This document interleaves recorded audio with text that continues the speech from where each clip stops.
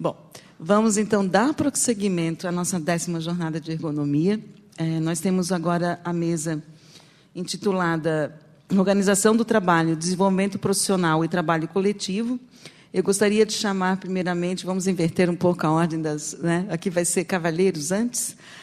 O professor Francisco Duarte, então, da Universidade do Rio de Janeiro, Federal do Rio de Janeiro. Palmas!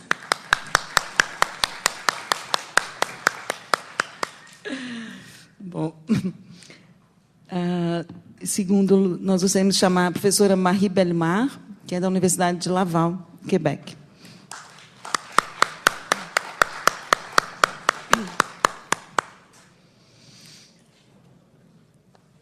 E, compondo, então, a mesa, a professora Sandra Gema, da Faculdade de Ciências Aplicadas da Universidade de Campinas.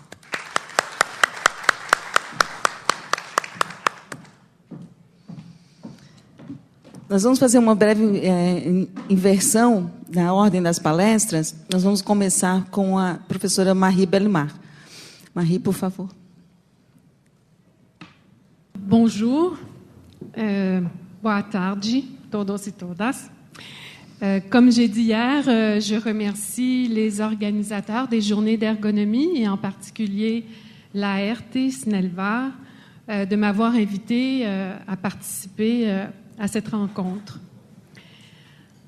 Pour traiter de la question de l'organisation du travail, j'ai pensé vous présenter comment l'organisation du travail peut être une contrainte et une ressource pour l'activité avec des conséquences pour la santé. Alors, il s'agit d'une recherche qui a été menée avec des collègues ergonomes, ergothérapeutes et du domaine des sciences de l'éducation. Et dans ce travail, nous nous sommes intéressés au travail de soins, le soin auprès des personnes en perte d'autonomie, personnes âgées, et qui sont hébergées dans des centres publics d'hébergement et de soins de longue durée. Alors, ce que l'on constate dans ce domaine, c'est qu'il y a un alourdissement de la clientèle avec de plus en plus de déficits cognitifs chez les personnes âgées. De plus, les centres rencontrent des difficultés de rétention du personnel et font face à des problèmes de santé qui sont coûteux, problèmes de santé à la fois physiques et psychologiques des soignants. Alors, il existe une association qui fait de la prévention dans ces centres d'hébergement et dans les établissements publics qui offrent des soins de santé.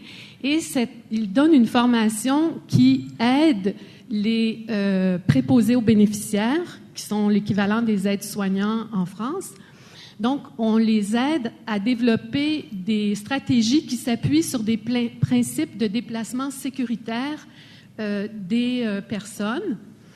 Sauf que cette formation, qui est d'ailleurs obligatoire maintenant pour exercer le métier, elle fait face à des difficultés puisque avec des résidents qui sont en perte d'autonomie, qui ont des déficits cognitifs, il est plus difficile pour les soignants d'obtenir leur collaboration lors des déplacements. Donc, l'association a décidé de développer une nouvelle formation qui soit adaptée aux soignants qui travaillent avec ce type de clientèle. Et cette approche, elle est basée sur la philosophie de l'humanitude, donc qui cherche à respecter la personne dans ses besoins, dans ses préférences. Et elle s'appuie aussi sur les principes de manutention relationnelle développés par l'Institut Gineste et Marescotti. Alors, ce qui est intéressant de cette approche, c'est qu'elle a pour objectif donc d'outiller les soignants pour mieux adapter les soins qu'ils offrent aux résidents, pour mieux prendre soin d'eux, et avec pour conséquence souhaitée que les soins soient donc moins à risque et plus satisfaisants pour les soignants, tout en étant satisfaisants pour les résidents et possiblement aussi, les soins donnés de cette façon permettent aux résidents de maintenir leur capacité puisqu'on essaie le plus possible de les faire participer à leurs soins. Et ce qui est intéressant aussi de l'approche, c'est qu'elle est vraiment implantée comme un projet d'établissement avec un chargé de projet. Et elle est issue d'une demande paritaire nécessairement, donc les acteurs sociaux doivent être en accord pour implanter l'approche. Et elle est offerte d'abord comme une formation qui dure 2 jours, au cours de laquelle on donne des connaissances aux aides-soignants sur les déficits cognitifs, sur les façons de communiquer avec des personnes qui sont affectées de ces problèmes. Mais ce qui est intéressant aussi de l'approche, c'est qu'elle est très expérientielle, c'est-à-dire qu'au cours de la formation, il y a des expérimentations sur des vrais résidents et il y a aussi une période de compagnonnage où l'aide-soignant applique la méthode et il est aidé par le formateur qui lui donne une rétroaction. Autre élément particulier de cette approche, c'est qu'elle s'inscrit dans un projet d'établissement, donc il y a un moment où, après la formation, on fait une rencontre qui est appelée la rencontre de consolidation, où les cadres sont invités à discuter avec les soignants des difficultés qu'ils rencontrent dans la mise en œuvre de l'approche dans les soins quotidiens. Ce qui se traduit souvent par des modifications qui sont apportées soit à l'environnement physique, soit à l'organisation du travail. Alors, la recherche que l'on a faite, il nous est apparu intéressant parce que cette approche, elle est diffusée dans les centres d'hébergement depuis plusieurs années, mais aucune étude n'avait encore été entreprise. Et donc, on voulait comprendre comment était implantée cette approche, de l'approche relationnelle de soins. On voulait décrire sa mise en œuvre pendant les soins et comprendre quels étaient les facteurs qui facilitaient ou qui entravaient sa mise en œuvre. Et on voulait également explorer son impact. La méthodologie qu'on a utilisée, d'abord, on avait un comité de suivi de la recherche où étaient présents les acteurs sociaux et on a étudié 17 projets qui avaient déjà été implantés par le biais d'une enquête et par des groupes de discussion.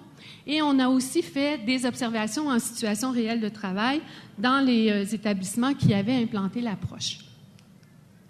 Alors, je ne peux pas vous présenter tous les résultats, mais j'ai choisi de vous montrer d'abord certains résultats de l'enquête auprès des chargés de projet où on estime que l'impact de l'implantation de l'approche a été positif à la fois sur les soignants en général, sur le déroulement des soins, sur l'organisation du travail, sur le rôle des travailleurs, donc des aides-soignants qui ont vu leur rôle valorisé.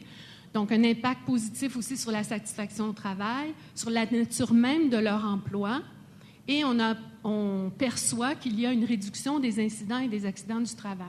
On ne perçoit pas vraiment d'impact sur le taux de roulement des soignants et sur l'absentéisme, et aucun impact négatif n'est rapporté sur les soignants.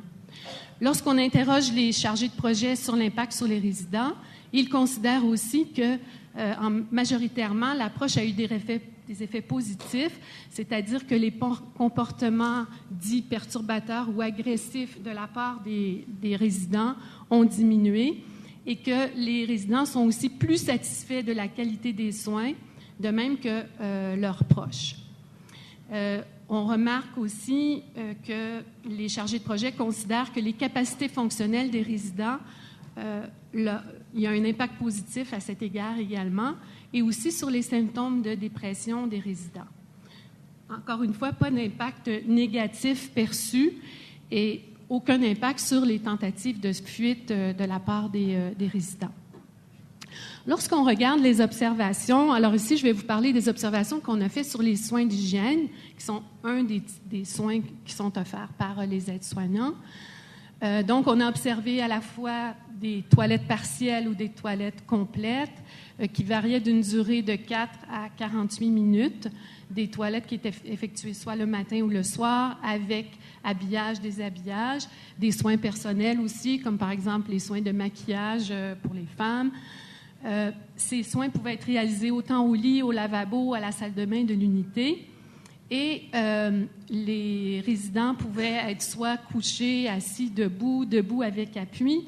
et les soins pouvaient être réalisés seuls ou à deux. Donc, on peut observer une grande variabilité dans la façon de donner les soins.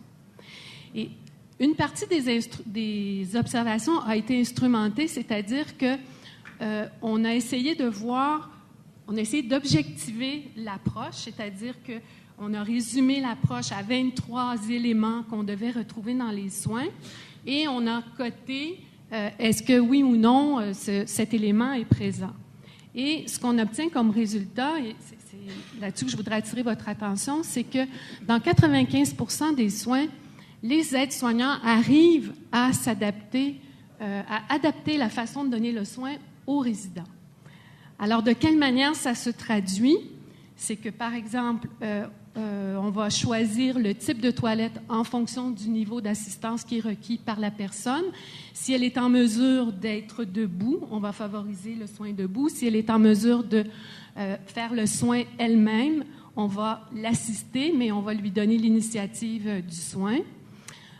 Ensuite, on peut remarquer qu'on utilise des vêtements et des équipements qui sont adaptés aux personnes, comme par exemple des vêtements qui ont des fermetures qui se défont facilement, de type velcro. Donc, on adapte le soin à l'état fonctionnel, mais on adapte aussi le soin à l'état momentané de chaque résident. C'est-à-dire que pour un même résident, le soin peut être très différent d'une journée à l'autre. Et ce qui suppose de la part des soignants des stratégies d'observation et aussi des stratégies de prudence parce qu'on veut maintenir les capacités, mais en même temps, on a la préoccupation de protéger le résident de chute ou autres problèmes. Et parfois, dans la formation, par exemple, on prescrit une façon de donner le soin en commençant par certaines parties du corps. Eh bien, les soignants adaptent, c'est-à-dire qu'il y a certaines personnes qui préfèrent commencer par le visage, d'autres qui préfèrent commencer par les membres inférieurs. Donc, on respecte aussi les sensibilités corporelles de chaque résident. Ce qu'on a observé aussi, c'est beaucoup de communication verbale et non verbale adaptée aux personnes. C'est-à-dire que, par exemple, on va respecter la langue de la personne, on va essayer de lui parler le plus possible dans sa langue. On va souvent utiliser des mots doux, des surnoms. Parfois, on va utiliser... La formation prescrit d'utiliser le vouvoiement par respect pour la personne, mais les résidents composent avec... c'est-à-dire les soignants composent avec les particularités des résidents. Certains n'acceptent pas d'être vouvoyés, préfèrent être tutoyés. On fait attention aussi, on adapte le soin en fonction de l'histoire personnelle et la culture de la personne. Par exemple, dans un des centres, certaines personnes avaient vécu les camps de concentration et ne pouvaient accepter d'aller prendre une douche, préféraient le bain. Maintenant, si on regarde qu'est-ce qui influence cette capacité des soignants d'adapter le soin aux résidents pour une meilleure qualité de la relation de soins, on peut voir que, donc, si on regarde au centre, l'activité de soins, ce que l'on souhaite, c'est qu'il y ait comme résultat positif un bien-être du résident et aussi un bien-être du soignant, donc pour une qualité de relation de soins. Et on peut distinguer les facteurs déterminants de cette activité en 4 familles. Ceux qui concernent le résident et ses proches, ceux qui concernent le soignant et son équipe, ceux qui concernent l'organisation du travail et finalement l'environnement physique de travail. Alors, je vais passer rapidement sur, parce que je voudrais aborder surtout la question de l'organisation du travail, mais on peut dire quand même que l'historique de la relation avec le résident a une influence, c'est-à-dire qu'on peut observer un approfondissement de cette relation au fil du temps, ou encore on peut observer des difficultés importantes qui s'amplifient d'un soin à l'autre dans certains cas. On peut voir aussi que les adaptations auxquelles les aides-soignants se livrent parfois peuvent dépasser les limites acceptables pour le soignant. Si on regarde au niveau des proches, il peut y avoir vraiment des conflits entre les préférences de la famille et les préférences des résidents. Par exemple, le résident qui a toujours dormi nu, sa famille n'accepte pas que dans la résidence, il dorme sans pyjama. Il peut, et en fonction aussi des accès que le soignant a à l'histoire de vie de la personne, c'est un facteur très positif pour la qualité de soins, pour pouvoir adapter le soin. Le soignant et son équipe, si on regarde dans cette famille, bien, c'est sûr que les ressources personnelles investies dans la relation, les valeurs de chaque personne, ses représentations de qu'est-ce qu'un soin bien fait dans ce contexte, ça peut amener quand même certains dilemmes. Et parfois, les nouvelles compétences qui sont développées peuvent être en contradiction avec d'autres prescriptions. Je me souviens, entre autres, une soignante qui avait un passé de coiffeuse et qui donc n'acceptait pas que le résident se coiffe lui-même. Alors, la prescription, c'était d'aider la personne âgée à maintenir son autonomie, donc favoriser cela, mais pour elle, ça entrait en contradiction avec ses valeurs à elle, acquises dans un autre métier.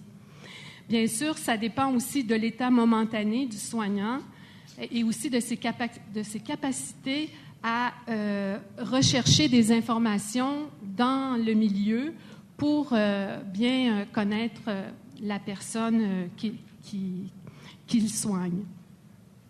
Il y a aussi le fait d'être capable de reconnaître et d'interpréter les réactions du résident avant le soin. Parfois, le résident n'est tout simplement pas prêt pour son soin. Donc, ça demande une relation dans la durée, en plus d'informations quotidiennes sur l'état dans lequel le résident est.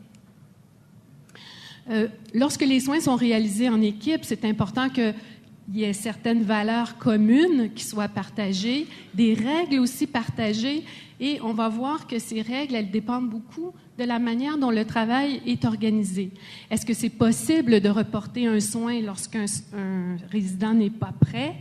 Est-ce qu'il est possible de changer de soignant lorsque, par exemple, un soignant commence à avoir des difficultés particulières avec un résident?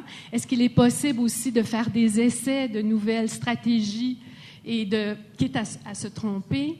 Est-ce qu'il y a la possibilité ou non de travailler à deux, même quand ce n'est pas vraiment prescrit? Bien sûr, toutes les informations qu'on peut avoir sur les résidents, sur aussi les stratégies que les autres soignants ont développées avec certains résidents qui ont des problèmes. Et il faut voir que le soignant aussi travaille en essayant de limiter les interruptions qu'il peut occasionner dans le travail de ses collègues.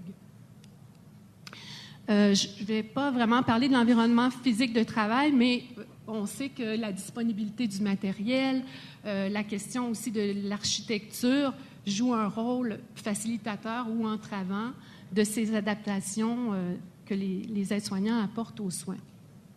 Si on regarde maintenant au niveau de l'organisation des soins et du travail, alors ici, on peut voir que, dépendant des centres, il y a des conditions qui sont facilitantes, comme par exemple la question des temps disponibles.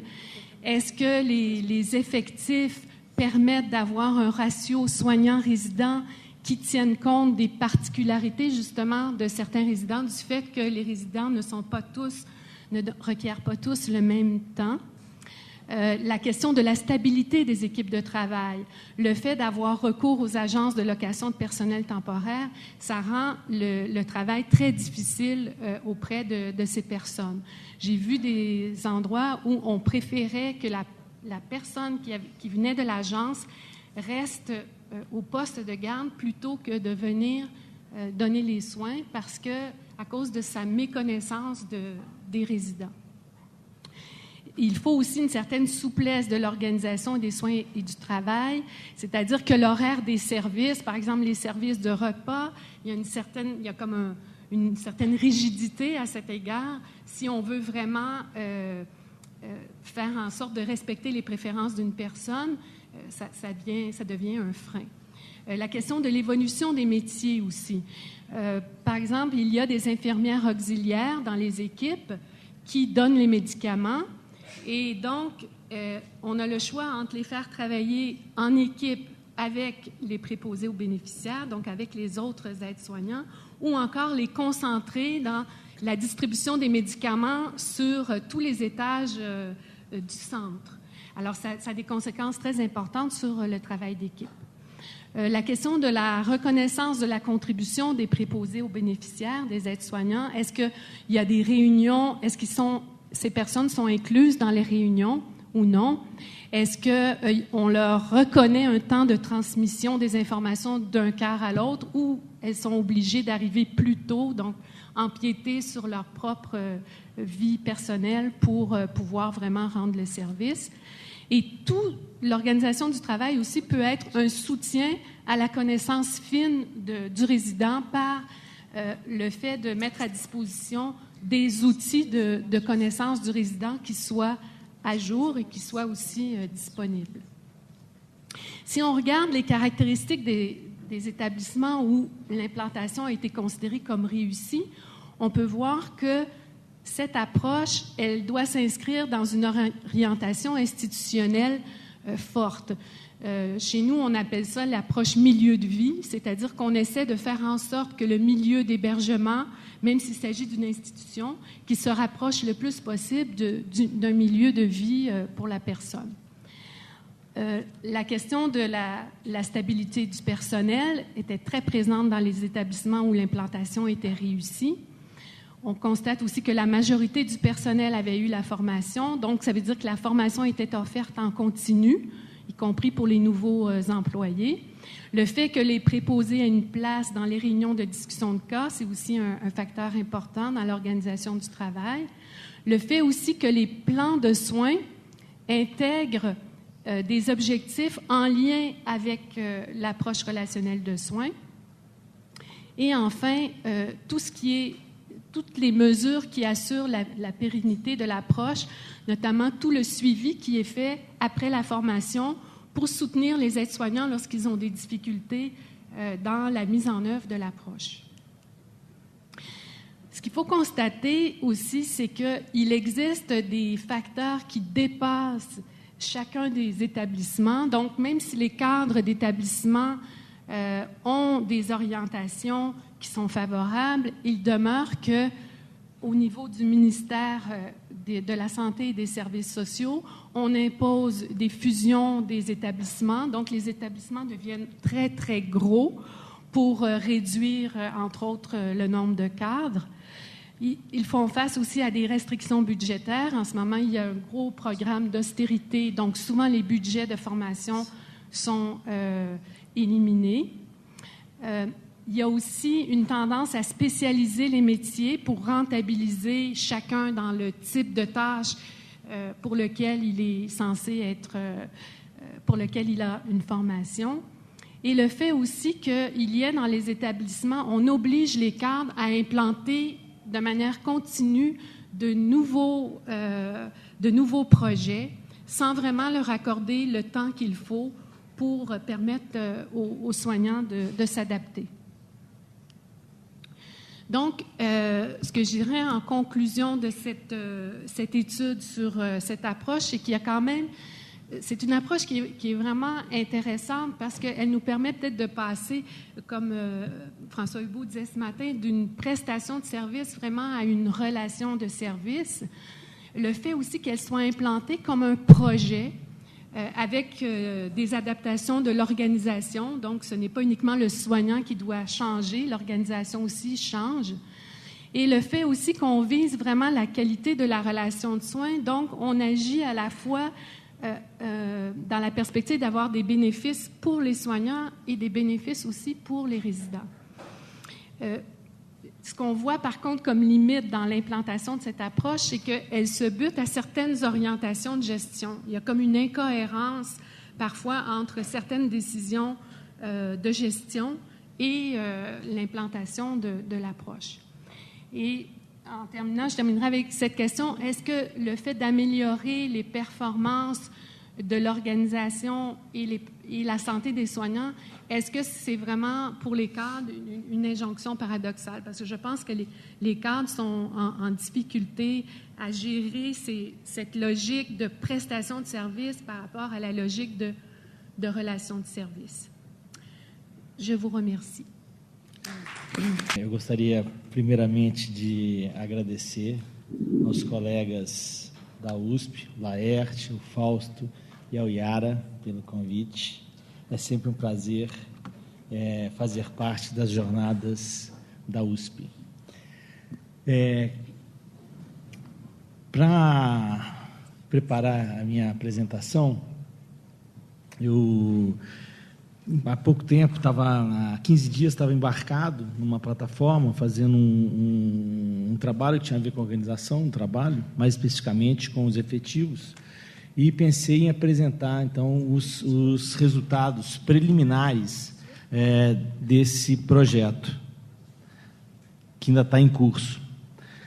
Na verdade, trata-se da organização do trabalho das replicantes, das plataformas replicantes que vão atuar na área do pré-sal. Replicantes porque vão ser o mesmo projeto para 8 plataformas. Um dos grandes problemas que a Petrobras ou qualquer empresa offshore tem é que, normalmente, quando você faz uma plataforma, como o investimento é muito grande, você faz... são projetos sempre diferentes. E quando você tem um montão de plataforma, depois fazer a gestão das peças de reposição, da manutenção, é sempre uma coisa muito complicada. Então, a ideia foi, dado que é um campo de produção bastante grande, você fazer de um mesmo projeto, com poucas variações, ter o mesmo tipo de plataformas. Então, começando pelo último coisa, tem a ver com os desafios são plataformas que vão ficar longe da costa, são plataformas de águas profundas, e são plataformas que vão mais do que dobrar a produção brasileira nos próximos 5 anos. Nós estamos há 2 anos, já existem plataformas atuando nesse mesmo campo de produção, não são plataformas próprias da Petrobras, são plataformas afretadas, vocês vão ver que são uma das situações de referência das quais nós vamos estar estudando. Mas a ideia foi tentar definir ou ajudar a ver como organizar e como definir os efetivos das diferentes equipes de produção. Equipes de manutenção, que são a maior parte, a equipe de produção, a equipe de embarcação, a equipe de hotelaria e outras equipes de apoio. São todos antigos petroleiros, navios, que são transformados em plataformas. Existe também, obviamente, essa preocupação com os efetivos, porque normalmente nas plataformas atuais se trabalha com cerca de 180, 200 pessoas. E a ideia, obviamente, é fazer uma redução, é passar para metade, passar para 100 pessoas, e já tem 2 experiências sendo feitas nesse sentido. Então, a ideia foi, vem cá, quais são os fatores que determinam essa quantidade de pessoas a bordo, o que fazem essas pessoas a bordo? Então, a ideia foi, através da análise do trabalho, acompanhar a atividade em 3 pesquisadores de cada uma daquelas equipes que estão ali. No Brasil, em particular, tem ocorrido uma forte transformação no trabalho offshore, com uma transferência e uma integração muito forte com o trabalho onshore. Então, tem equipes por exemplo, de planejamento, de manutenção, etc., que não estão mais a bordo, que estão agora em terra, fazendo todo um trabalho de apoio ao trabalho offshore.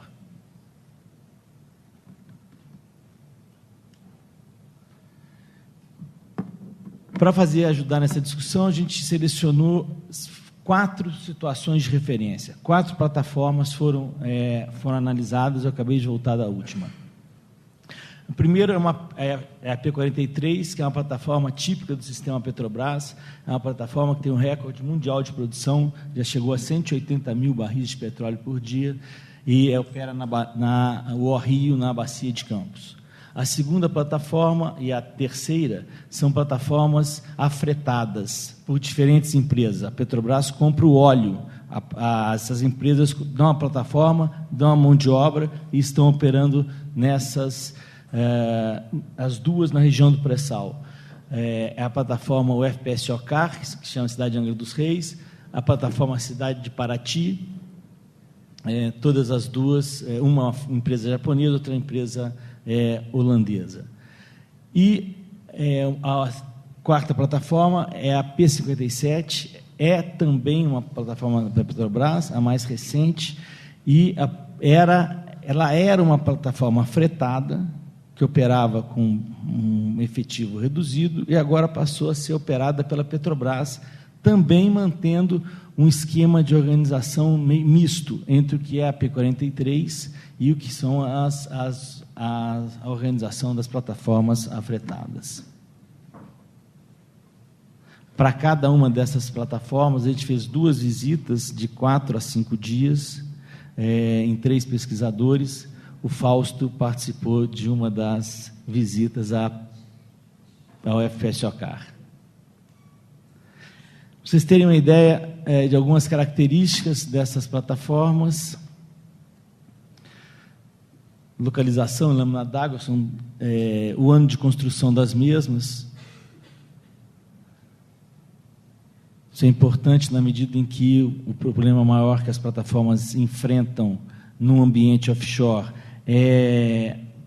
está ligado à corrosão, aos problemas de manutenção. Outro dado interessante é o número de poços, que tem a ver com o trabalho da equipe de operação. Em algumas plataformas, nas plataformas do pré-sal, tá vendo? O número de poços é bem reduzido, porque os poços são muito produtores, são surgentes, é fácil produzir, diferente das outras, da P43 e da P57. E uma diferença importante é que nas plataformas até a P43 se faziam 2 trens de produção, ou seja, 2 linhas de produção. Se uma parar, eu continuo na outra, e atualmente eu faço uma linha de produção só e sem essa possibilidade de parar. E eu diminuo pela metade o número de equipamentos, etc. Eu reduzo de forma importante o número de trabalho das equipes de manutenção e também da produção. Bom, falar rapidamente de alguma das características de cada uma dessas plataformas. A P43, que é essa mais antiga, que foi um exemplo de plataforma de produção, mas que tem os 2 trens de produção, tem 20 poços que produzem. Ela tem passado atualmente por um problema ligado ao seu projeto, que nunca tratou a água. Toda a plataforma injeta água dentro do poço. Se você injeta essa água sem tratar, você cria a H2S, e esse H2S ele vai, ao longo do tempo, apresentar efeitos de corrosão na sua plataforma, e vai fazer com que, por exemplo, todas as pessoas agora dessa plataforma, que começou a operar em 2000 e pouco, tenham que usar uma máscara especial de H2S, tem que ter sido instalada uma série de sensores, ou seja, ela tem passado por uma transformação importante decorrente do seu projeto original. E, em função dessa demanda de transformações que aconteceram, transformações não previstas, normalmente se diz que quando você precisa de vaga numa plataforma, o grande problema são as vagas. A primeira equipe que desce é a equipe de pintura, é a equipe que cuida da integridade das instalações. Então, essa plataforma ficou sem pintura sem equipe de pintores durante 4 anos. Atualmente, ela tem do lado dela um flotel com 500 pessoas fazendo manutenção da sua integridade. Ou seja, ela acaba passando por situações complicadas e, para você resolver esse passivo de manutenção, você tem que dar um reforço em termos de efetivo, que é uma das questões importantes. Não é só discutir quantos eu vou ter agora, mas é discutir nas paradas de manutenção e etc., qual é a estratégia que eu vou ter em termos de manutenção dessas plataformas. Em todas as plataformas, um processo de trabalho que é determinante da quantidade de pessoas a bordo é o processo de permissão de trabalho, ou seja, desde a elaboração do trabalho, desde a identificação da demanda de manutenção até a execução do serviço de manutenção, passando pela permissão de trabalho, diversas pessoas, diversos atores são envolvidos. Atualmente, a Petrobras implantou um novo sistema de ter um planejamento onshore bastante forte e implantaram uma equipe, cresceram a mais, uma equipe que seria embarcada, essa equipe fica 6 meses em terra fazendo o planejamento da manutenção. Então, as ordens de manutenção já chegam todas planejadas, todo o trabalho planejado, já chega a bordo só para se executar. É uma implantação recente. Se utiliza vários sistemas de suporte, entre eles o SAP e o Aplat, e o trabalho de manutenção acontece em 2 dias. Opa. Obrigado. Algumas características da organização do trabalho a bordo. Uma forte, então, apoio da equipe de terra, uma manutenção complementar, a gente vai ver que toda a parte de pintura, caldeiraria, andaime, etc., ocupa 60% das vagas a bordo nessa plataforma. São 2 equipes, essa equipe que eles chamam de New Poly e uma equipe de PCM que cuida de obras, ou seja, uma plataforma que efetivamente tem obras a bordo. Se passa por um processo de enxugamento de cargos como documentação técnica, técnico de comunicação, etc. Em função desse problema de H2S, também se aumentou um efetivo, por exemplo, quem cuida do laboratório, e está previsto para 2016 a implantação em todas as plataformas de salas de controle remoto, ou seja, que vão ser controladas de terra, que deve ter um impacto importante também sobre o trabalho de operação. Você tem uma ideia, então, lá fica volta de algumas médias de efetivo, 173, 180, 100, ou seja, esse é o nível de mão de obra nessa plataforma. No FPSO Caro, apesar de ser um trem só de produção, é um tipo de complexidade semelhante. E, de forma, uma coisa interessante nesse tipo de processo, quando você tem um trem só de produção, neste projeto específico, que é da empresa Modec, que é a empresa japonesa, é a acessibilidade que se tem de todos os equipamentos do processo, ou seja, as alturas das válvulas dos equipamentos, as escadas, etc., foram projetadas, tiveram espaço para ser bem projetados, e é uma das melhores situações que a gente identificou em termos de processo. São equipes bastante enxutas, e com uma certa dificuldade de reposição. Nós estamos falando aí de uma unidade que tem 90 pessoas a bordo. Então, se falta alguém, tira férias, etc., a situação fica complicada, os próprios gerentes e coordenadores admitem dificuldade quando eu tenho algum problema, ou seja, eu não tenho um sobreefetivo capaz de segurar esse tipo de problema. E, diferentemente da Petrobras, os planos de manutenção são planos normalmente somente de correção, pouca manutenção preventiva, a não ser a manutenção preventiva que vai implicar em alguma coisa na garantia que eu tenho com o fornecedor de equipamentos.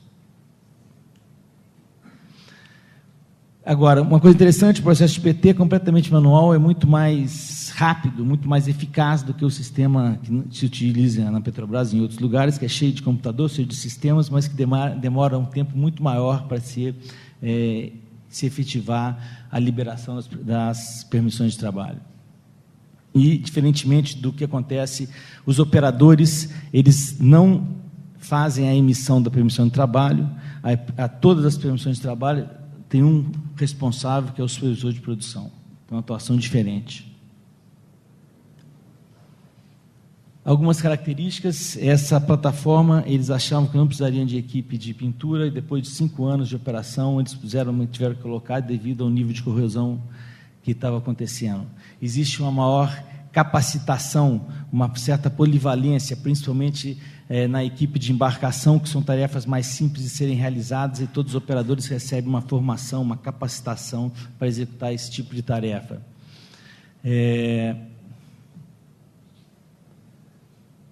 E um só técnico de laboratório, eu não tenho recepcionista, como existe em outras plataformas, o próprio médica, ou o radiooperador, ou o técnico de segurança faz o papel de recepção, que é de recebimento das novas pessoas que chegam a cada mudança de turno. Uma coisa interessante, existe que impacta fortemente o trabalho nas plataformas, não é só as equipes permanentes, aquelas que eu estou contando, mas existe, principalmente quando se trabalha com efetivo enxuto, existe um problema que são as equipes variáveis, equipes que vão, por exemplo, fazer as ligações de poços ou outros tipos de manutenção específicas. Essas equipes apresentam um impacto importante sobre a quantidade de mão de obra. Eu já ganhei os 5 minutos aqui, eu vou correr. Então, aí, para ter uma ideia, o nível de efetivo por volta de 80, entre 80 e 100, 120 no máximo. A cidade de Paraty já é uma outra plataforma, é uma plataforma também afretada. Nessa plataforma também é um só trem de produção, só 4 postos de produção atual, a maior produtora no Brasil, 120 mil barris de petróleo por dia. Tem uma série de características no seu processo que permite uma certa economia em termos de mão de obra, como, por exemplo, você ter sempre o mesmo fabricante para vários componentes e ter sistemas independentes de shutdown, etc. O principal problema nessa plataforma é o acesso no processo, diferentemente da que eu acabei de contar. Essa só existe escada de marinheiro, e para você subir de uma torre para outra torre, você tem que descer tudo, subir de novo, não tem interligação entre as plataformas, o que, do ponto de vista das condições de trabalho para os operadores de campo e mantenedores, é algo bastante crítico. Bom, eu vou... Está vendo? O POB em termos de 126, 125, etc. Para concluir, nós somos nessa última plataforma, que é a P57, que já é agora uma plataforma Petrobras, não era, e trabalhando com características bastante semelhantes em termos de organização das duas anteriores. E, olha lá, o efetivo em termos de 104, 98, 97, um processo de PTs com forte integração onshore.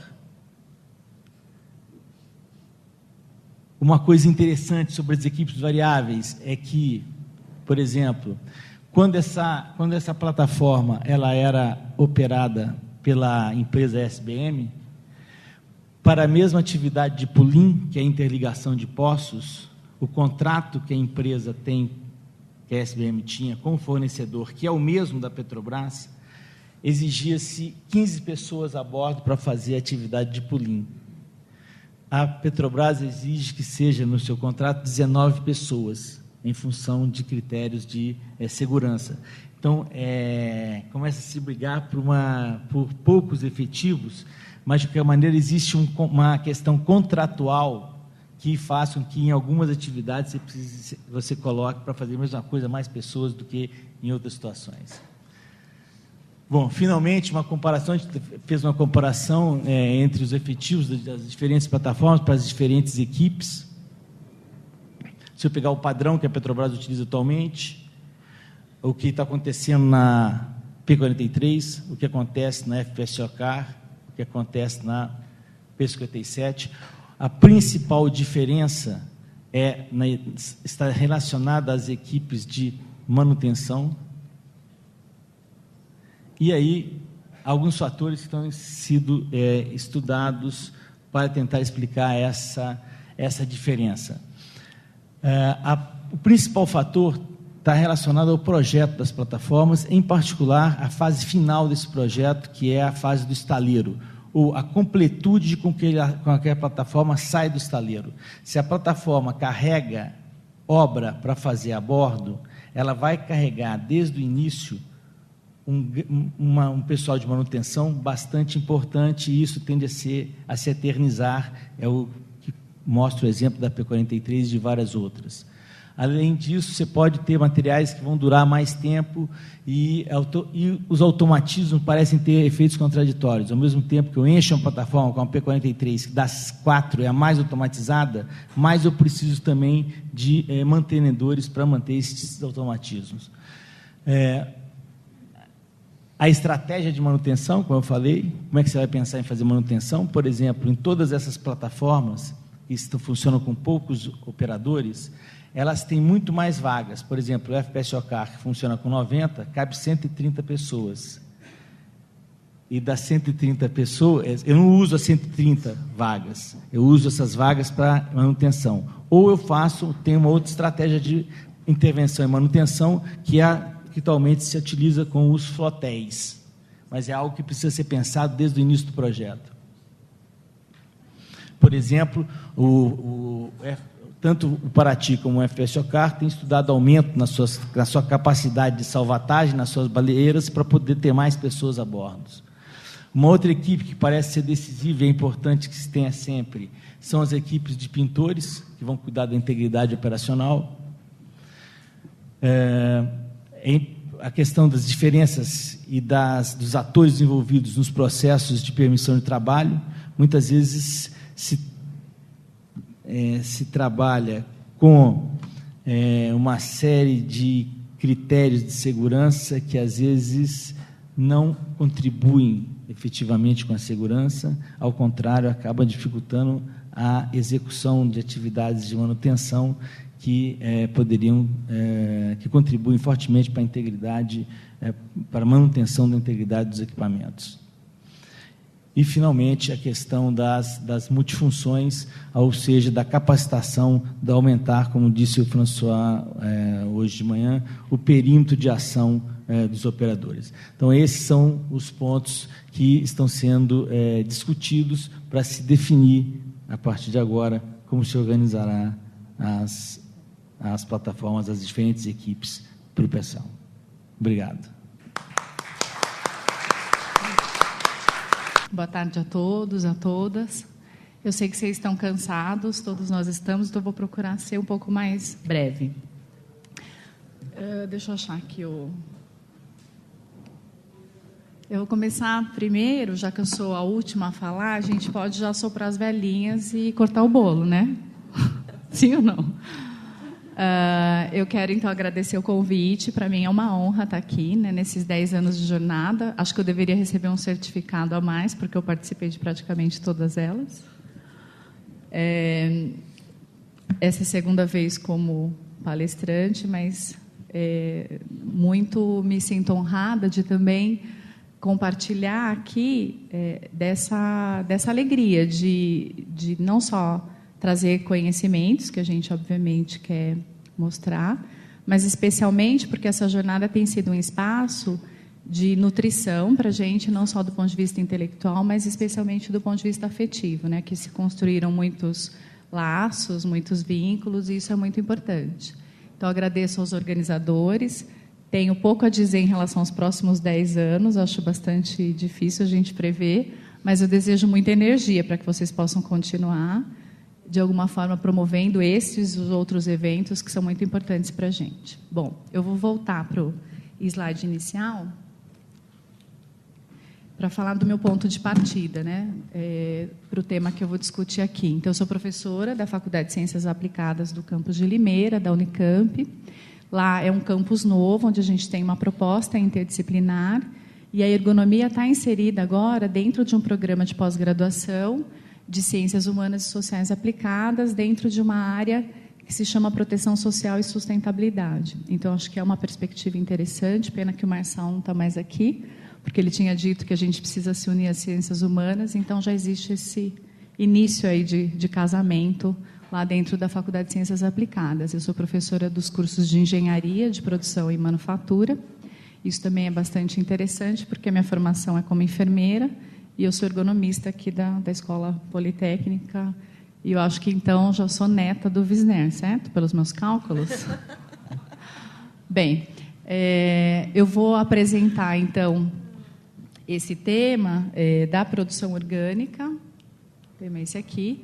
Eu vou tentar desenvolver o tema da mesa, né, que é Organização do Trabalho, Desenvolvimento Profissional e Trabalho Coletivo, mas mostrando o caso da produção orgânica. Só que essas pesquisas, elas têm sido desenvolvidas junto à Faculdade de Engenharia Agrícola da Unicamp, com o professor Roberto e o professor Mauro, e também, agora, mais recentemente, junto à Rede de Agroecologia da Unicamp.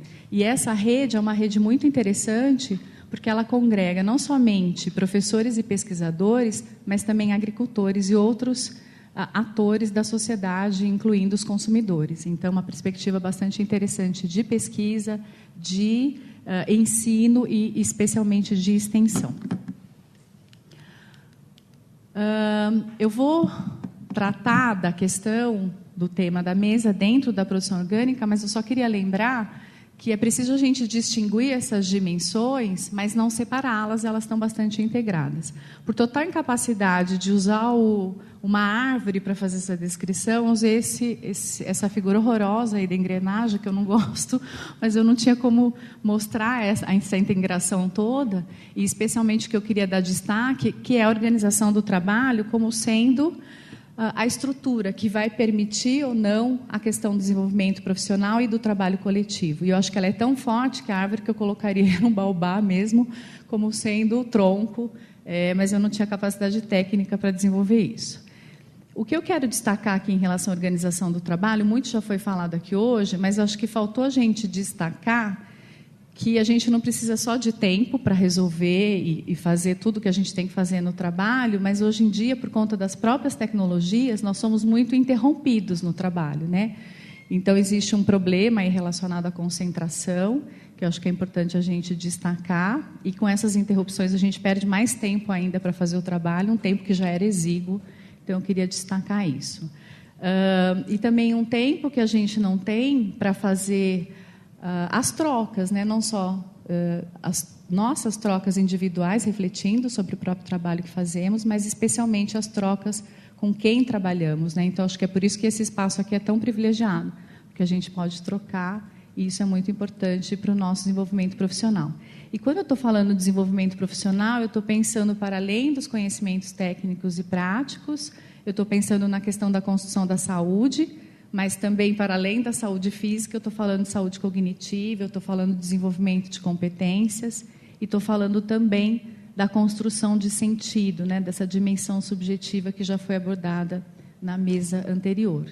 Então, a minha ideia é tratar de tudo isso na perspectiva orgânica. Eu sei que é um objetivo bastante audacioso, então eu vou falar da produção orgânica tentando abordar essas questões. Mas, para falar dos orgânicos, eu tenho que falar um pouco de qual é a agricultura que a gente conhece mais, que é a agricultura convencional, e fazer uma oposição a ela para tratar dos orgânicos. Então, a agricultura convencional, ela é um fruto do pacote, né, da que vocês conhecem como Revolução Verde. Ela preconiza um padrão produtivo químico e motomecânico, né, o uso de fertilizantes e de agrotóxicos, e também o melhoramento genético das plantas. E, embora essa agricultura tenha trazido ganhos significativos em termos de produção, né, de conseguir alimentar um maior número de pessoas, ela trouxe consequências bastante danosas, não só do ponto de vista energético, mas especialmente do ponto de vista dos impactos socioambientais. Então, a questão da degradação do solo,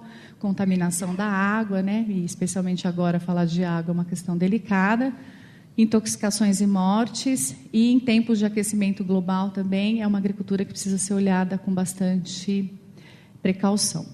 A agricultura orgânica, por sua vez, é um movimento alternativo que surgiu para fazer oposição a esse sistema de produção. Então, ela preconiza a manutenção da fertilidade do solo, a questão da biodiversidade, especialmente a utilização de produtos naturais no processo produtivo e a não agressão ao meio ambiente. Então, ela é uma agricultura que se diz ecologicamente sustentável, economicamente viável e socialmente justa. Então, acho que a gente não tem muito o que discutir na perspectiva ambiental, de energética, né, e de insumos, que ela seja sustentável. O problema se dá que esse tipo de agricultura se desenvolveu em duas perspectivas. Uma que a gente costuma chamar de agricultura de base ecológica e uma outra do tipo empresarial. Então, nesse processo de ecologização, a gente viu surgir essas duas vertentes e é esse que tem sido um problema. Por quê? Porque a agricultura de base ecológica, ela prevê um mercado interno, ela é voltada para o mercado interno, ela é orientada para uma lógica de produção familiar, a maior parte dos produtores são familiares, ela preconiza, né, o resgate dos sistemas tradicionais de produção mais complexa, mais diversificada, e, portanto, a gente tem policultivos, ou seja, vários tipos de vegetais associados à criação de animais e também outras atividades no campo aí mais ligadas ao setor de serviço, no caso o turismo e a própria educação ou conscientização dos consumidores. A agricultura do tipo empresarial, entre aspas, orgânica, ela, na verdade, é o que a gente chama de uma agricultura limpa apenas, né? Alguns autores usam esse termo, alimento corpo-orgânico, para dizer que ele está ligado às grandes corporações. E esse tipo de agricultura, ela incorpora apenas parcialmente, né, os elementos ambientalistas e conservacionistas.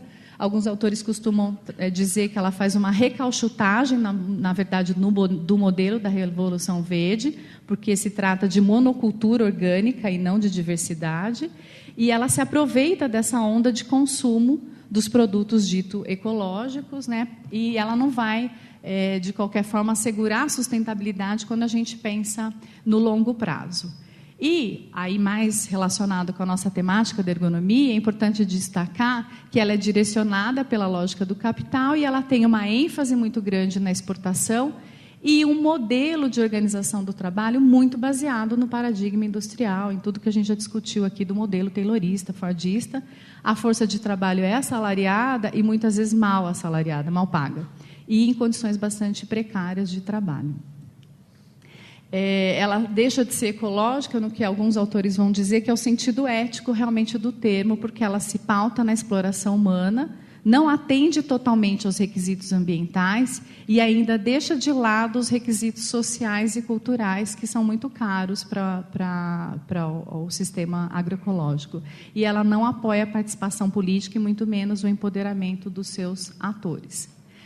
E aí o foco que eu vou dar é nessa agricultura de base ecológica, naquela que é basicamente formada por sistemas produtivos familiares. E aí eu quero trazer para vocês a importância da gente discutir aqui a questão da agricultura familiar, né? Ela parece meio marginal, a gente não ouve falar da agricultura familiar, mas esse é o ano que a FAO decretou como sendo o ano da agricultura familiar. Ela é a que nos alimenta, a gente não come commodity, a gente come produto da agricultura familiar. 80% da produção familiar é que sustenta realmente a alimentação do planeta. São muitos trabalhadores em pequenas propriedades cuja gestão é feita pela família. São propriedades que, embora pequenas, têm um maior rendimento da terra. Então, são questões interessantes, eu acho, para a gente pensar. E a FAO, né, nesse relatório que saiu agora em 2014, fala que a agricultura familiar ela é vital para solucionar o problema da fome no mundo. E quando eu estou falando de fome, eu não estou falando só de carência, eu estou falando daquela fome invisível também, que é outro tipo de carência mais sutil, que é a micronutricional, e tem muita gente nessa condição.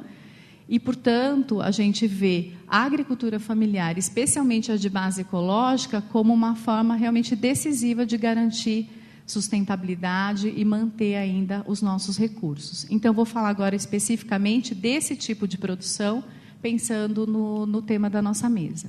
E aí um destaque que eu quero dar é que a propriedade e o trabalho estão intimamente ligados à família. Então, quando a gente pensa numa organização do trabalho em que o trabalho e a vida da família estão totalmente ligados, isso traz características diferentes para esse tipo de trabalho. E quando a gente conversa com os produtores, a gente vê que a maior parte deles que eram produtores convencionais e passaram a ser orgânicos, eles fizeram essa mudança por uma questão de saúde pessoal e da família, pensando nos próprios consumidores, e eles veem uma vantagem, não somente ter uma ausência de agrotóxicos na produção, mas também de produzir alimentos saudáveis. Isso para eles é um valor.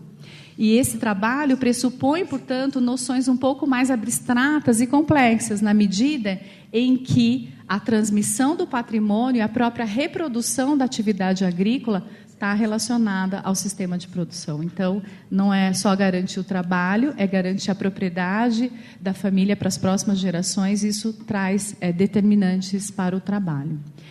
E esse tipo de trabalho, para além das exigências físicas, que eu imagino que todos vocês conheçam em relação ao trabalho agrícola, e o professor Roberto já mostrou aqui algumas demandas, esse tipo de trabalho exige um preparo maior do agricultor. Não é fácil, eu imagino que vocês possam imaginar a sofisticação que é uma unidade de produção agrícola ter 95 itens de produção. 95 tipos de cultivos de vegetais. Lidar com tudo isso, diagnosticar problemas nessa produção é muito complicado. E eles ainda associam essa produção com a questão da criação animal, que também traz uma série de demandas, e também algum tipo de processamento. E ainda trabalham com turismo.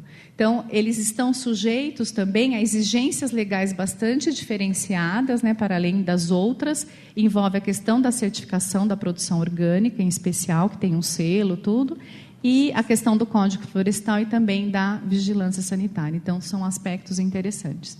Eu pego essa questão que foi colocada por esses autores, né, se ser agricultor é um ofício como qualquer outro, eu acrescento aí, se ser agricultor orgânico, a gente pode dizer que é um ofício como qualquer outro, na medida em que eu trago essas questões para a gente debater.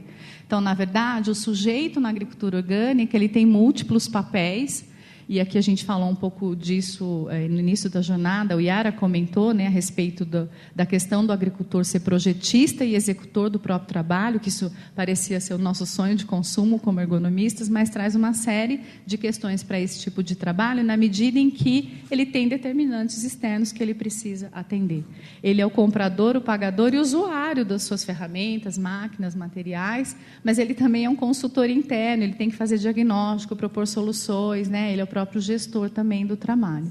Para isso, ele tem que desenvolver múltiplas competências. E eu friso que todo esse tipo de trabalho se desenvolve em ritmos diferentes, em espaços diferentes, né? Quando você fala de uma produção agrícola, você está falando de uma área, e tudo isso precisa ser contemporizado pelos produtores. Eles estão submetidos, portanto, a numerosos imprevistos, especialmente por lidarem com a natureza, né? Com as intempéries, enfim. E se a gente está com problema de falta d'água, imagine os produtores agrícolas e como é que eles vão lidar com as plantas que estão sofrendo com a falta d'água, ou quando chove cai granizo do tamanho de um tomate, como que a gente viu lá na região de Campinas. Então, são questões que eles precisam lidar. Eles têm que tomar múltiplas decisões, muitas decisões, numerosas. Algumas são bastante usuais, mas outras são também estratégicas. Eles precisam fazer múltiplas arbitragens, e envolvem múltiplas lógicas, e aqui eu acrescento a questão da família, né, que é muito importante na produção familiar, e também a questão ecológica, que traz em si uma série de contradições para os agricultores. E num cenário de recursos bastante limitados, especialmente em relação à força de trabalho, visto que as pessoas não querem trabalhar mais no campo, né? A gente ouve muito agricultor contar que os filhos preferem trabalhar numa operadora, numa montadora de celulares na cidade, ou até mesmo como operador de teleatendimento, do que trabalhar na agricultura, porque não tem um status social, né? Não tem um reconhecimento daí da sociedade. E eu acrescentaria uma coisa que já foi discutida aqui, em relação a essa imbricação da vida cotidiana com a vida familiar. Então, é um tipo de produção que depende basicamente da família. Então, se os pais moram na produção, se eles ainda são jovens o suficiente para colaborar na força de trabalho, isso traz portanto, um resultado para a produção, se os filhos permanecem ou não na produção, mesmo que às vezes de forma temporária, isso pode ajudar. E a gente não pode esquecer que existe uma clivagem também de gênero dentro desse tipo de produção, na medida em que as tarefas femininas são bastante desvalorizadas, como, por exemplo, alimentar os animais ou cuidar da horta.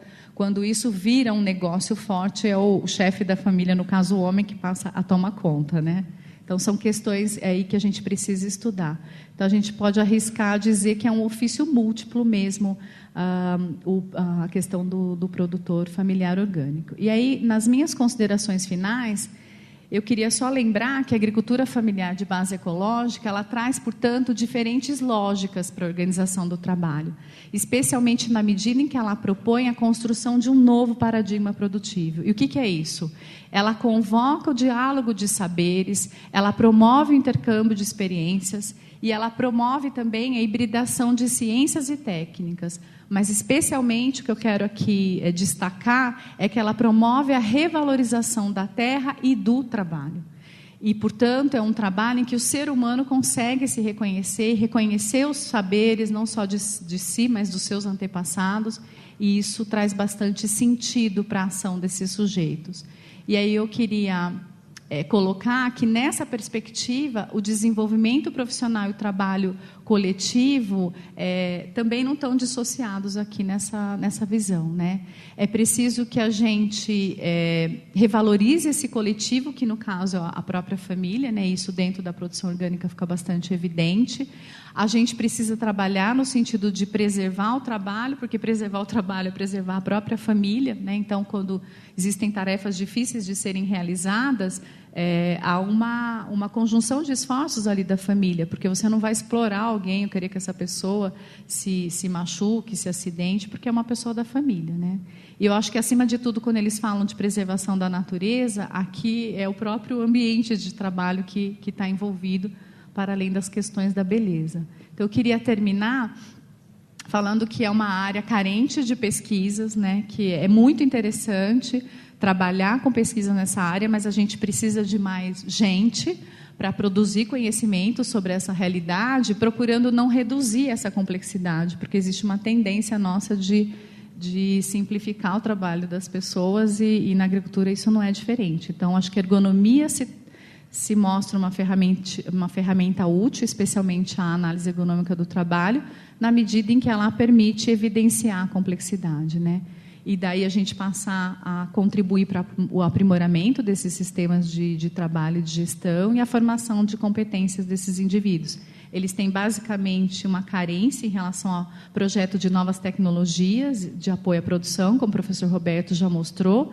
E eu acho que, acima de tudo, a gente precisa encontrar formas, dentro da sociedade, no espaço público, da gente aumentar o interesse das pessoas pelo trabalho na agricultura. Como é que a gente faz para fixar essas pessoas no campo, para que a gente não perca talentos mesmo, né, do campo, atraídos por outros sistemas de produção. E é preciso que a gente faça um planejamento mesmo de ações, no sentido de ampliar o reconhecimento que a própria sociedade tem sobre esse tipo de trabalho. E quando eu estou falando desse reconhecimento, eu não estou pensando só em relação à produção de alimentos. Eu estou pensando também na questão do trabalho, e especialmente o reconhecimento que eu acho que a gente tem que ter pelo trabalho dos agricultores. Obrigada. Trabalho não falta, né? Nos próximos 10 anos. Trabalho, essa é a única afirmativa que eu posso fazer, levando em consideração a questão da agricultura. Trabalho é o que não falta para a gente nos próximos anos. Obrigada. Obrigada, Sandra, pela sua exposição. Nós vamos, então, tentar recuperar um pouco o nosso atraso. Nós temos um espaço para um debate nessa mesa, antes do debate de encerramento final. Se tiver alguma colocação para qualquer um dos palestrantes, por favor.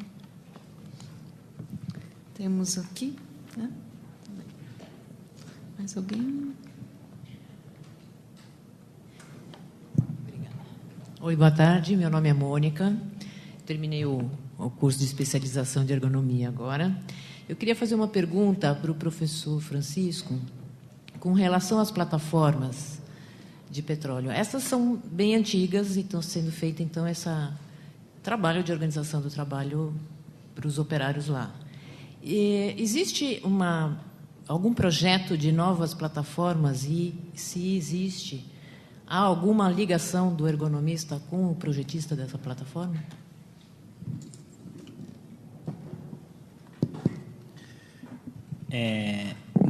Elas não são nem tão velhas assim.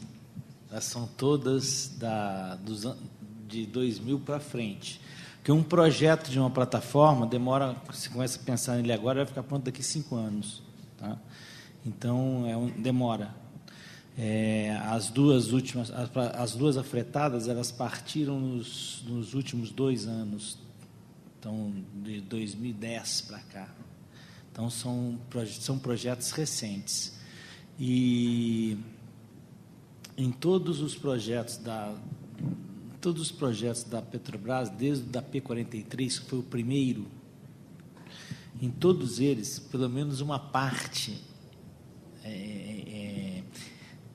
quando se define a licitação, quando a Petrobras define a licitação, ela solicita que a empresa que vai desenvolver o estudo de detalhamento tenha um estudo em ergonomia em tais e tais áreas. Tá? Então, ela obriga que a empresa fornecedora do estudo de detalhamento contrate um ergonomista para fazer o estudo. Por exemplo, antes era só sala de controle, agora passou a ser sala de controle, as oficinas de manutenção, uma das partes mais importantes são a cozinha e o refeitório, junto com a sala de controle, são os lugares mais importantes. Então, existe uma parte das plataformas que efetivamente recebem o trabalho, o estudo de um ergonomista.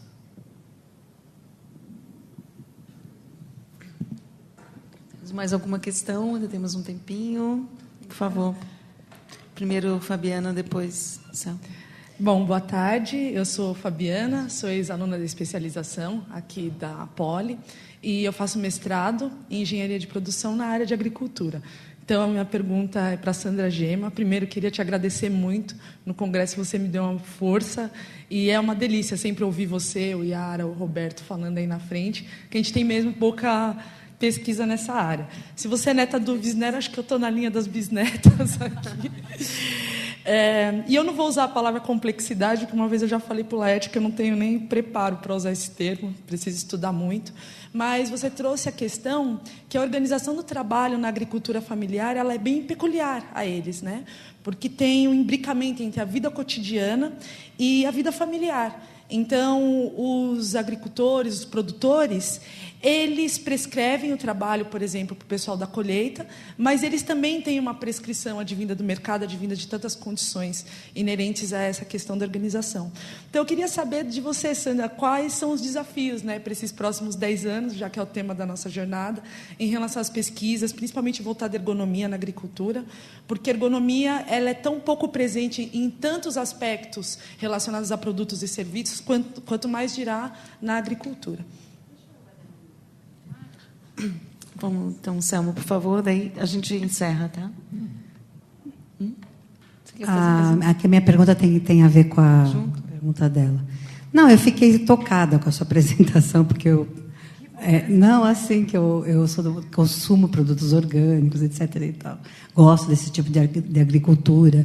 Mas do que você fala, eu fico imaginando que é uma agricultura que tem dias marcados para terminar, na medida em que as novas gerações não querem ficar no campo, e a gente escuta falar até questões relativas, não sei, a suicídio de jovens que não querem ficar no campo, enfim, alguma coisa que não se sustentará porque as pessoas não querem continuar com esse tipo... Quer dizer, essa coisa bucólica que a gente imagina a vida no campo, em família, não toca aos jovens, né? Selma, só tem mais... O Leonardo pediu para ajudar mais uma colocação, depois a gente faz a resposta e aí a gente desfaz a mesa. A minha questão também é para a professora Sandra, que também fiquei muito encantado com a sua exposição. A minha curiosidade assim, é saber como é que bate na perspectiva desse agricultor que é proprietário, a relação com os trabalhadores na agricultura familiar, que acontecem, às vezes, incidentalmente, em alguns casos até permanentemente, de trabalhadores não proprietários, às vezes para colheita, para outras atividades.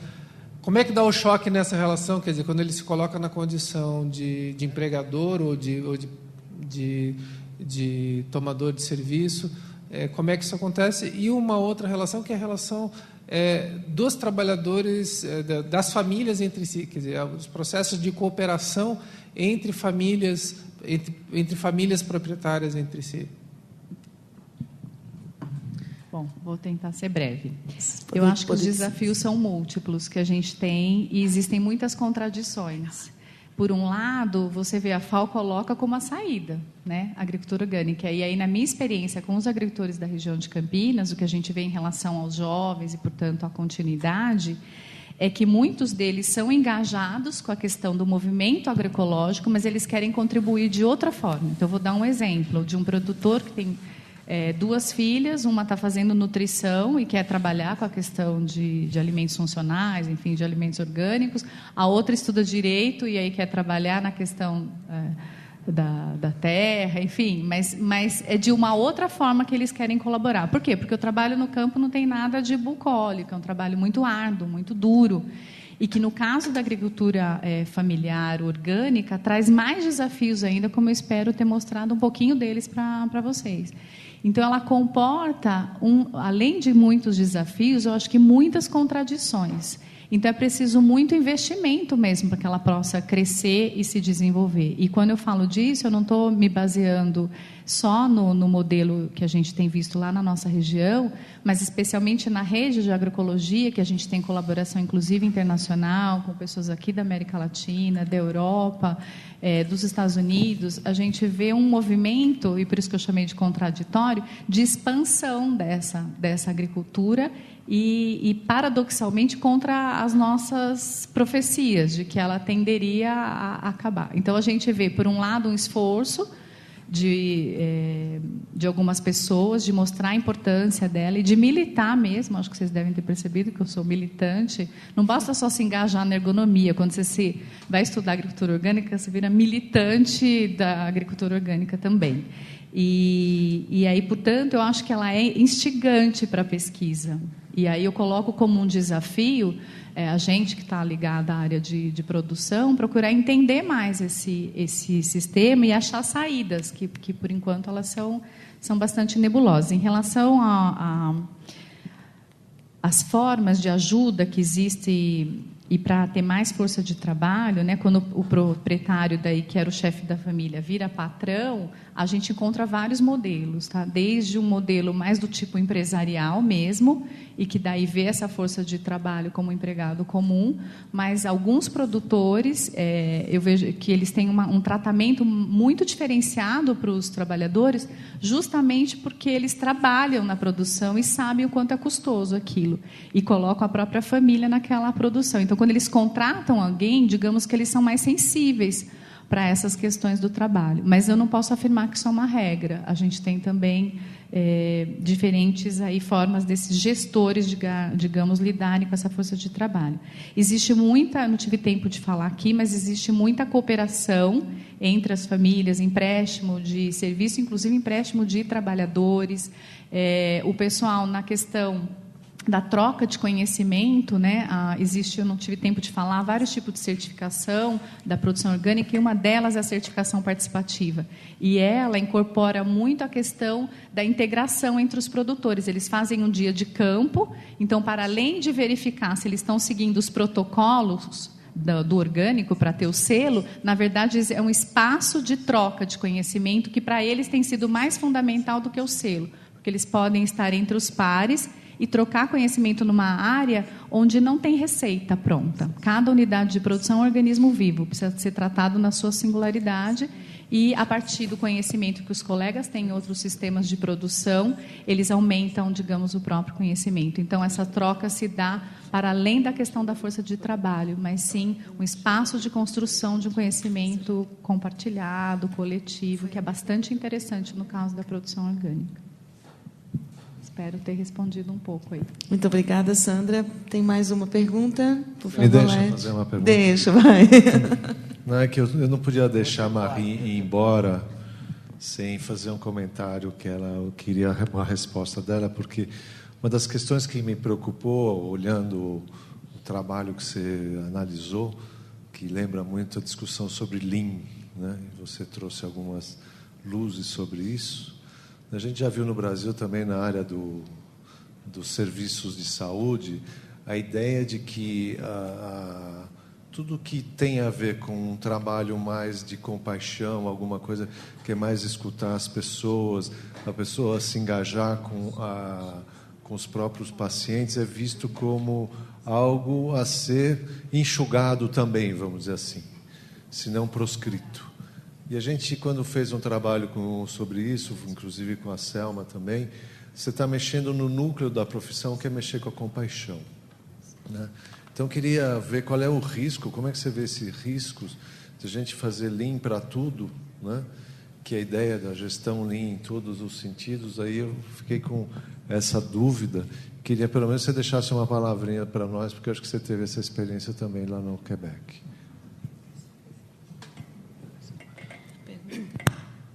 Oui, en fait,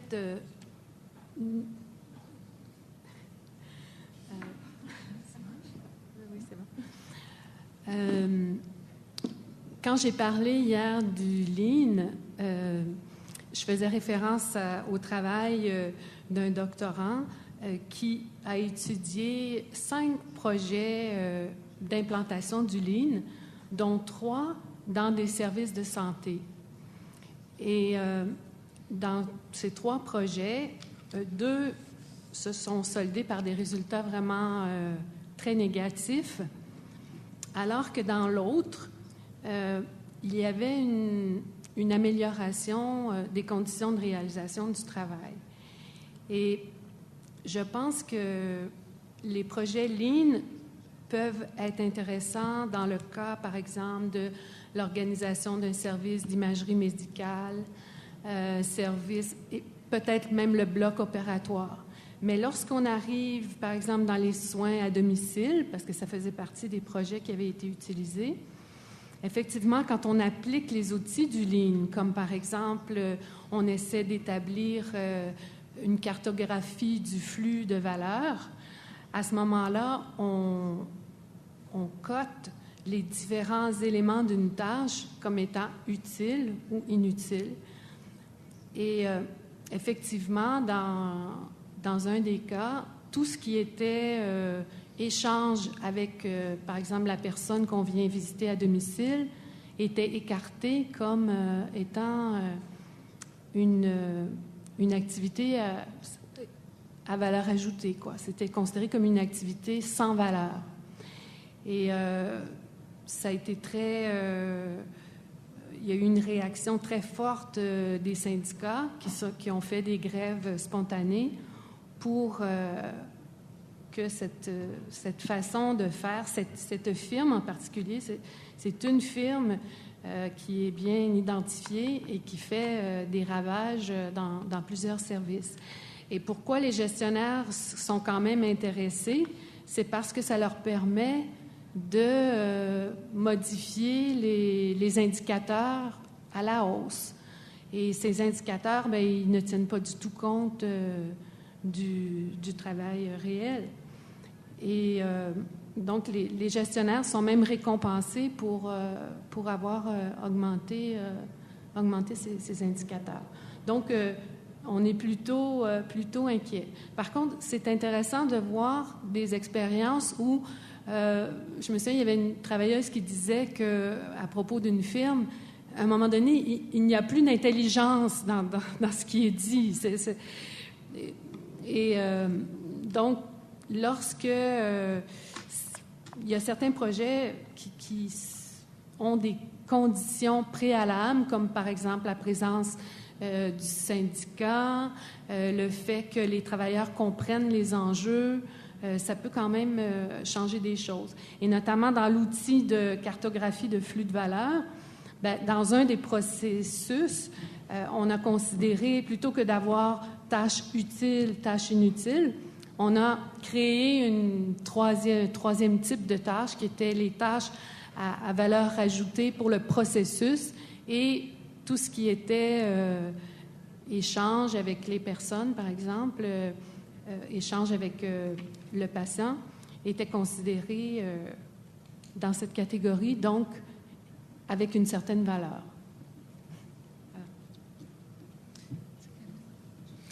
Bom, chegamos ao final. Eu gostaria, então, de agradecer aos palestrantes dessa nossa última mesa. Né? Uma salva de palmas. Eu gostaria de começar fazendo os agradecimentos, para a gente, né, não deixar de fora, não esquecer de todo mundo.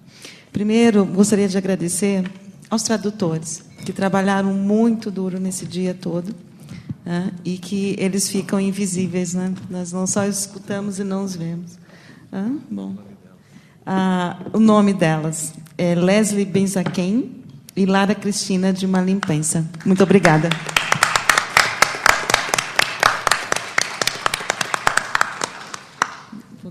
Continua?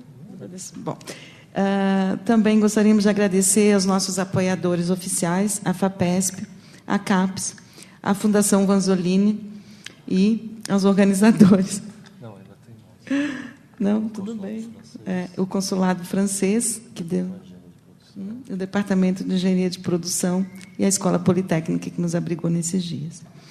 Um agradecimento ao Álvaro Marques, que é da Comunicação, do Departamento de Engenharia de Produção, que nos apoiou fundamentalmente nesse evento. Um agradecimento a todos os alunos que prestigiaram o evento e que, em especial, aos alunos que nos ajudaram a organizar. Aqui faço a menção nominal a um deles, que é a Fabiana. Muito obrigada. Gostaria de agradecer também ao Laércio, que é da comunicação da Poli, que está lá em cima do lado dos tradutores. Né? Muito obrigada pelo seu apoio. A dona Ana, que é a nossa copeira do Departamento de Engenharia de Produção, e que nos trouxe o café, que é muito importante, apesar da falta de pausa para tomá-lo, mas tudo bem. A Estela Lee, também, que nos ajudou nessa organização. Todos têm que ser nominados. Né? E eu tenho aqui ainda alguém? Deixa eu ver. Foi todo mundo. E aos palestrantes que aceitaram o nosso convite e trabalharam, né, para nos trazer essas contribuições muito especiais. Eu vou falar rapidamente, retomar um pouco o debate de ontem, a mesa de ontem, né, que, embora a gente tenha tido uma discussão sobre, enfim, a gente está muito pessimistas, ou a gente tem os otimistas e os pessimistas, mas, enfim, eu não quero voltar a essa discussão, mas sim de falar que esses 2 dias, ontem à tarde e hoje, para mim, pelo menos, ficou a mensagem que a gente tem oportunidades, grandes desafios, em vários segmentos, em várias áreas. Acho que a gente falou de projeto, a gente falou de segmentos diferentes, agricultura, indústria de processos contínuos, enfim, um grande desafio que continua. Acho que a gente teve avanços nesses 10 anos aqui na escola. Hoje a gente tem uma base, vamos dizer assim, consolidada, construída a partir desta prática que a gente tem, né, em todos esses anos, em áreas diferentes, áreas de serviços que a gente já passou, na área industrial que a gente já passou. E o fato de ter a presença de vocês aqui é um incentivo muito grande para a gente ter forças para continuar. Eu queria fazer um agradecimento especial a todas as turmas do curso de ergonomia que sempre estiveram aqui, sempre participaram, e que, embora a gente tenha algumas falhas de comunicação e de manter o correio eletrônico em dia para poder fazer contato, a gente sabe sempre, a cada ano a gente recebe alguma informação que não recebeu o comunicado, e a gente tem tentado melhorar isso, mas, enfim, muito obrigado a vocês que nos dão uma força muito grande para continuar. É isso.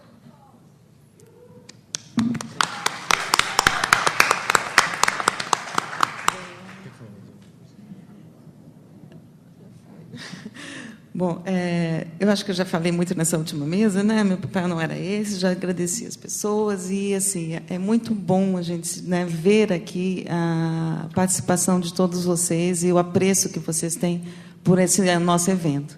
Né? A gente dá muito trabalho. A gente tem que pegar dinheiro em tudo quanto é lugar que a gente pode, né? É difícil da gente conseguir manter o nível e transformá-lo, né? Trazê-lo para mais de um dia. E manter esse evento gratuito é esse nosso objetivo. Nosso objetivo também é fazer com que ele seja perene, né? Que ele continue para mais 10 anos, no mínimo. Né? E a gente tem entendimento de que essa data, no mês de fevereiro, ela é uma data apropriada, inclusive, para nós podermos trazer palestrantes de fora. Então, fevereiro? Não. Eu estou pensando no carnaval. Não, novembro, né? Desculpe. Isso aí que é a jornada exaustiva de ergonomia na Poli. A gente vai tentar colocar mais pausas da próxima vez, tá? Eu já briguei pelas frutas no café, aboli a salsicha, então a gente tem um papel de cuidar também das pessoas que nos prestigiam aqui. Só orgânico. A próxima é só orgânico. E, então, a respeito desse nosso problema de comunicação, né, de poder avisá-los, eu peço vocês também que perto, né, mais ou menos lá final de outubro, meados de outubro, comecem também a entrar no site, tá, no blog que agora nós temos, né, para também acompanhar, né, e divulgar também nas suas redes sociais. Muito obrigada.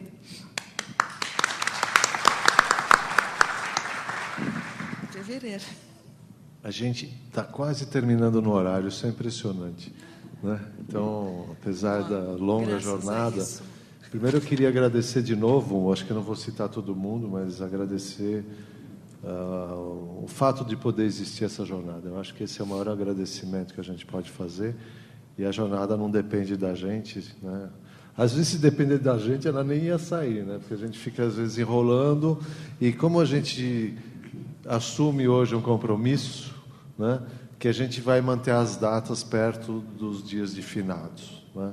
Eu acho que isso já pode fixar uma marca, porque a gente demorou 10 anos para aprender que a gente deve melhorar a comunicação, mas a comunicação inicial é essa. É perto dos finados, haverá a jornada de ergonomia. E uma coisa que a gente nunca fez, esse ano a gente começou a fazer, ela virou 1 dia e meio. Né? Provavelmente ela vai ter que virar 2, porque, como disse o Marçal hoje, uma das coisas que a gente também precisa ter mais espaço é para todo mundo que está chegando. E a gente está aprendendo uma coisa que aqui se tornou um espaço importante, às vezes a gente nem se dá conta, que é um espaço, o que ocorre aqui é um espaço totalmente cooperativo, ninguém está interessado em nada por trás, né? As trocas são muito bacanas, muito legais, a gente conhece outras pessoas, então isso se tornou, de uma forma ou de outra, um encontro da comunidade de ergonomia, não só da gente aqui de São Paulo, da Poli, da cidade, não, mas acho que é de todos nós, e não só do Brasil, mas de gente de outros países que sempre nos acompanham, alguns, né, estão aqui já vindo bastante em várias oportunidades, outros vêm algumas vezes e depois voltam. Então, acho que é bom a gente fixar. Né? Acho que a ideia de fixar no bom sentido, né, de criar uma dinâmica que todo mundo já sabe que vai haver 1 ou 2 dias por ano para a gente poder fazer as trocas, quiçá outros. Mas vocês já viram que a gente já está um pouco mais, sei lá, né, maduro, essas coisas. Daqui a pouco a gente vai estar meio maduro demais, né? Então, acho que assim é cada vez mais a hora de que tenham vocês também pegando os braços, né, para ajudar a gente a manter essa jornada, né? Carregar nos braços também, né? As cadeiras de roda para a gente subir aqui no palco depois, né? Então, assim, de alguma maneira, assim, a gente pede que ninguém deixe essa história morrer, porque não importa a jornada de ergonomia na Poli ou da Poli, que acho que isso é um agradecimento enorme, porque desde que a gente está aqui na Poli a gente sempre foi acolhido de braços abertos, apesar de que os nossos colegas engenheiros pouco veem a jornada, o que é uma pena. Não sei o que a gente precisa fazer para atraí-los também, né? Mas, de alguma maneira, o fato de existir, ela vai continuar existindo se houver, por parte de todo mundo, essa vontade que ela sobreviva. E sobreviver é uma palavra ruim, né? Então, assim, que ela viva e viva cada vez mais. E, assim, a última coisa que eu queria falar, a primeira jornada foi uma homenagem ao professor Alain Wisner, né? Essa foi uma homenagem a Leila Zidan, e eu espero não ficar homenageando as pessoas que vão embora, porque eu espero que a gente continue ainda aí por muitos anos, tá bom? Um beijo para todo mundo, obrigado e até a próxima.